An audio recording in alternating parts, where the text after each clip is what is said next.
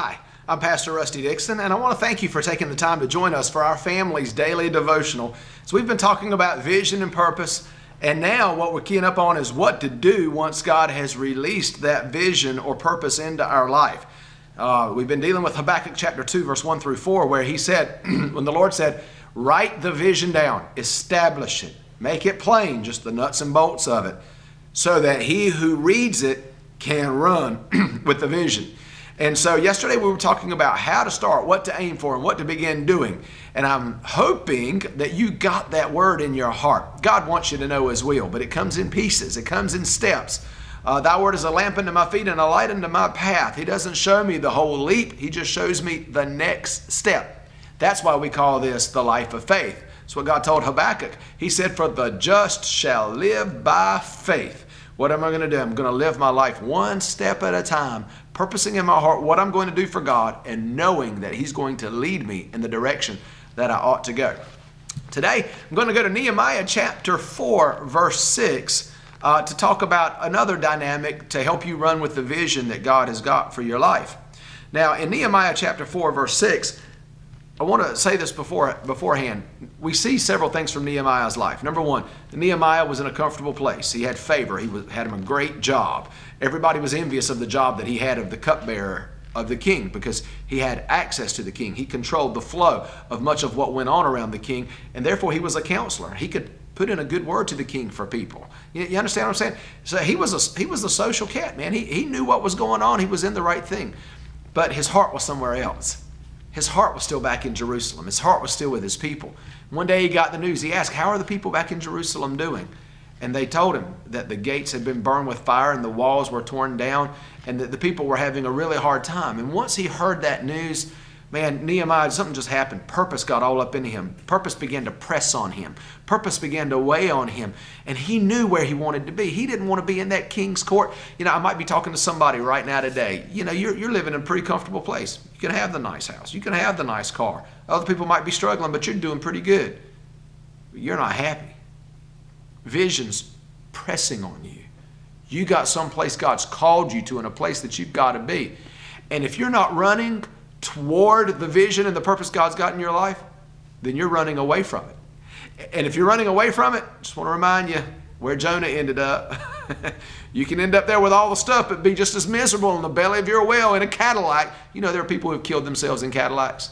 Yeah, that's right. Because money doesn't make you happy.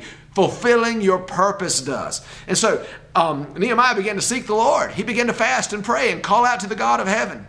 And then this thing got so burned in him, it got so established in him that one day he was willing to go into the king's presence looking sad. Never done it before. I'm told that you didn't go in the king's presence looking sad because he'd kill you and put somebody else in your place. He didn't want to be depressed. He wanted to be happy. Now, whether that's true or not, I don't know. But it makes sense back then, so I'm going to take it. But Nehemiah stepped into the presence of the king, and he's looking sad. And the king looks at him one day and says, Nehemiah, what's wrong with you? You look so sad today. And then he goes on to say, I can tell this isn't a physical sickness, but this is sadness of heart. What is it that you want? And when he asked Nehemiah what he wanted, Nehemiah was ready. If the Lord came to you today and said, what is it that you want? Could you describe your vision to the Lord? Could you describe what it is that you're asking God to do for you? Could you be detailed enough to say, oh, I'm glad you asked. This is what I want. Would you give me this to do? Would you establish this for me? If you're confused and you don't know that, then you need to find that because that's awfully important in your life. So when the king said to Nehemiah, what is it that you want? Nehemiah was ready. He said, oh, king, I would love it if you would send me back to Jerusalem, to the land of my people, and if you would give me the commission to rebuild the walls of that great city. So right out of the gate, when the king saw the sadness on Nehemiah, he asked Nehemiah, what's the problem? And when he told him the problem, he said, well, what do you want to do about it, Nehemiah? He said, king, send me and give me commissioning papers to go to work. And so the king did it for Nehemiah. So number one, you got to get a vision from God. Number two, you got to get it established or burned in you. Number three, you got to get the nuts and bolts of it. You don't know how everything's going to work, but make it plain so that you can run when you're given the opportunity. So here, Nehemiah got the opportunity. He took off and he went to begin doing what was in his heart to do. Now, obviously, he met resistance.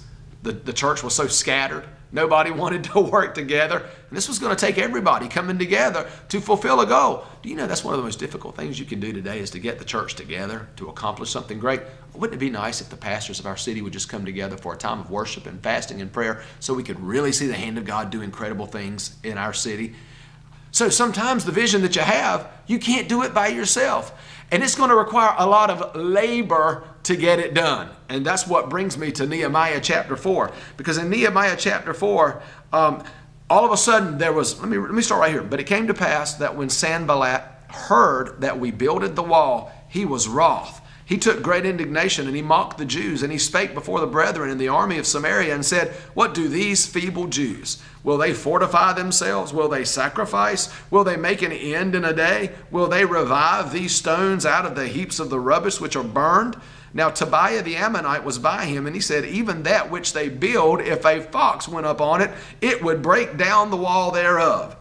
Hear, O God, for we are despised, and turn their reproach upon their own head, and give them for a prey in the land of captivity, and cover not their iniquity, and let not their sin be blotted out from before thee, for they have provoked thee to anger before the builders. And verse 6 is what I wanted to get to.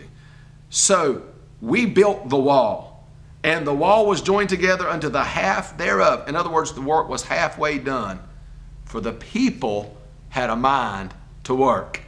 Once you begin to run with the vision that God's got for you, you don't need to expect no resistance. You don't need to expect your fruitful season jumping on you as soon as you step out of the gate to start to do what God's called you to do. No, you need what Nehemiah had, and that is a mind to work. You need to go ahead and settle it in your heart. Ministry is not easy, and fulfilling the purpose on your life is not easy. It requires labor. One of my fathers in the Lord used to say this, like, I can spell ministry for you, Rusty, real easy. And I'm like, okay. And he goes, W-O-R-K. It is work. When did work become a bad thing?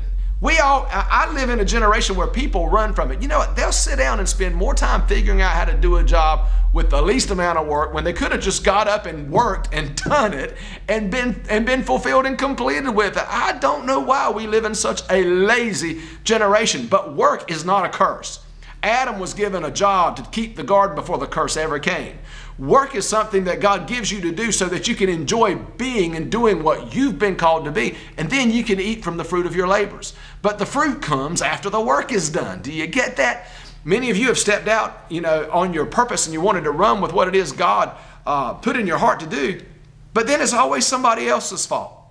Well, they didn't open a door for me, or they didn't give me opportunity, or they didn't do this. Catherine Kuhlman was one of the greatest women of God that has ever walked the planet. Benny Hinn is what he is today because he bumped up next to Catherine Kuhlman and received that vision and that passion and that anointing that was on her life. Do you know she was a red-headed woman in a man's world with a call to preach, and nobody wanted her? So what did she do? She worked. She went to the churches that had been shut down, and she'd ask them, can I use this church and open the door and have revival services in this place? So she'd get the church open, she'd get it clean, and she began to advertise. I mean, she ain't got a budget. She's doing all this with her sweat, her labor, her tears, and she's going out on the road, finding broke down churches, going in them and having revival meetings until we eventually see a woman of God who was on platforms. People being healed by the masses, on the radio, going around the country, and people are hearing her voice and going, my God, I felt God when she was talking. Why are you telling me this, Pastor Rusty? I'm telling you this because when you first start to run with your purpose, you need not expect your fruitful season right out of the gate, because God's got a lot of work to do on you. You're not ready. You're not ready for that fruitful season yet in your life. So God's going to begin to work on you, and you're going to have resistance. You're going to have things that are going to come and fight you. But I want to tell you, go ahead and get it locked in your mind. This vision, if it's burned in your heart, it's worth having. One person came to Jesus and said, Jesus, I'd like to follow you. And he said, foxes have holes and birds have nests. But on this occasion tonight, I don't even have a place to lay my head, son. What do you call that? You call it work. You call it willing to labor through whatever you've got to labor through to get to where you need to be. Remember, we talked about the Apostle Paul? The Apostle Paul said, I've been in shipwrecks. I've been in the deep of the sea, shipwrecked 3 times. I've been naked. I've been beaten 3 times by the Jews with 40 stripes minus 1. I've suffered famine, peril, dangers, all this, that. And then he said, but yet when I'm weak, that's when I'm strong.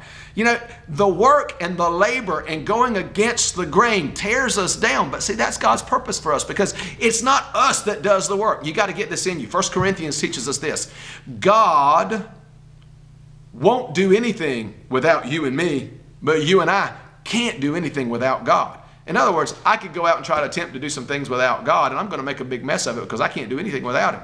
Yet God's not just going to come and do everything for me. We are co-laborers together with God. We've got this relationship. The apostles, God promised them this. You go out and preach the gospel. That's your part. I'll come alongside you and confirm the word with signs and wonders following. You understand? So you go out and you begin to get this mindset of laboring, going out, working for God. And you might run into resistance like Nehemiah did here in 4:6.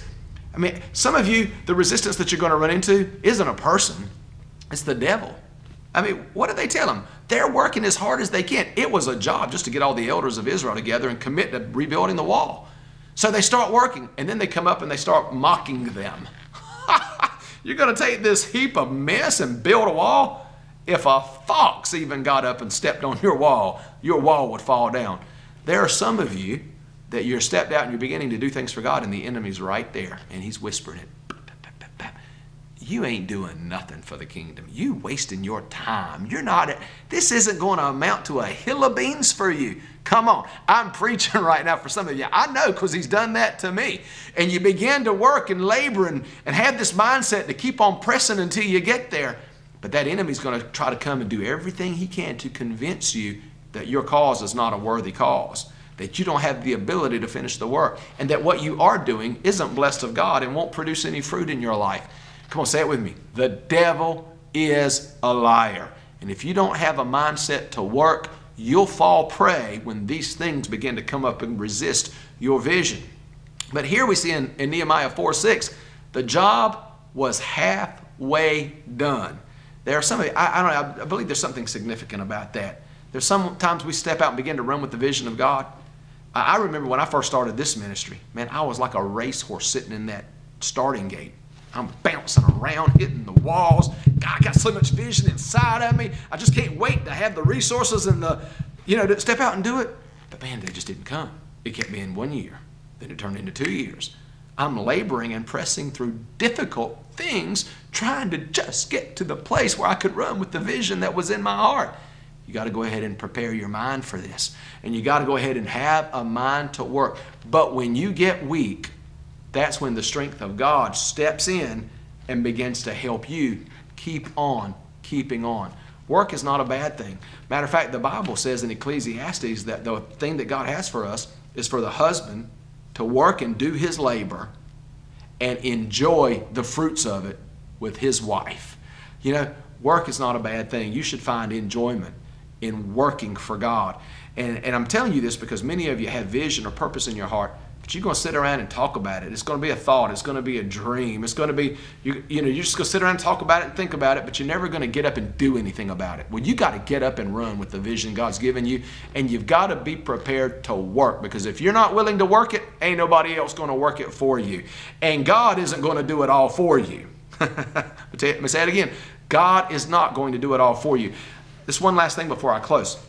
When I was in Jerusalem, there were many promises in the Bible about things that would be restored in the land of Israel. For instance, the language would become Hebrew like it was. The ancient shekel would be the actual money that they would use. So many things that were prophesied that would be restored in the land of Israel. And you know what I found out when I got there? There were, Jews that were over there, they'd look in the Bible and see, man, the desert's going to bloom like a rose. That means God's going to restore this land. They'd be in the middle of a desert, pulling rocks out of sand by faith, believing that God was going to reestablish the desert and make it bloom like a rose. What was that? It was a man working and believing that God was going to work with him. Do you know that today, when Princess Diana died, 75% of the flowers at the gate were from Israel? Israel feeds most of Europe out of the desert.